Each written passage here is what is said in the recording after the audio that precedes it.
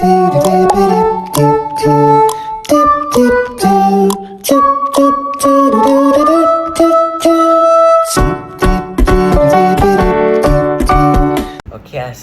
warahmatullahi wabarakatuh dan salam sejahtera. Nama saya Ilman Hakim Muhammad Zaidi, memegang kad matrik bernombor E202510363448. So hari ini saya akan membentangkan satu program latihan fungsional untuk Puan Aisyah, seorang guru yang telah bersara berumur 70 tahun.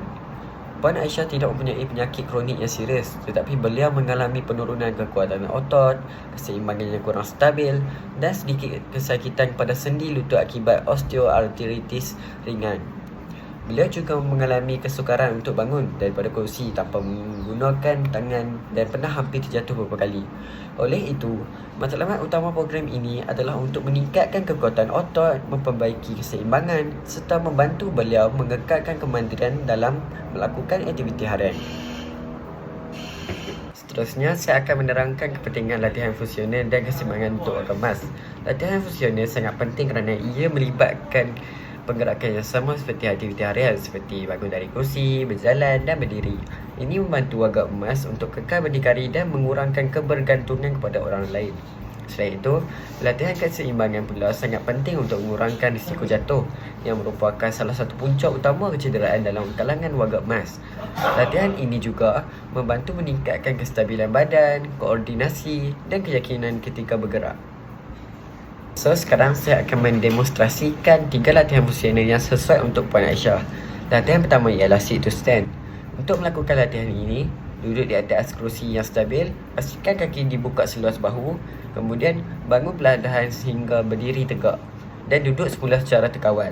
Jika suka, boleh gunakan tangan sebagai sokongan pada peringkat awal. Pastikan penggerakan dilakukan secara perlahan dan terkawal untuk mengelakkan kecederaan. Latihan ini membantu menguatkan otot kaki dan sangat penting untuk penggerakan harian seperti bangun dari kursi. Untuk progresi, Puan Aisyah boleh mula tanpa menggunakan tangan apabila kekuatan sudah meningkat. Latihan kedua ialah heel raise. Berdiri tegak dan pegang kerusi sebagai sokongan. Kemudian angkat tumit sehingga berdiri di atas hujung kaki dan turunkan semula secara perlahan. Pastikan badan sentiasa seimbang dan tidak bergerak ke hadapan. Latihan ini membantu meningkatkan kekuatan otot betis serta keseimbangan. Untuk progresi, boleh kurangkan penggunaan tangan atau cuba tanpa sokongan apabila sudah lebih stabil. Latihan ketiga ialah marching in place. Berdiri sambil memegang kerusi untuk sokongan. Angkat lutut secara bergilir seperti berjalan di tempat. Lakukan penggerakan ini secara perlahan dan terkawal. Latihan ini membantu meningkatkan keseimbangan dinamik dan koordinasi badan.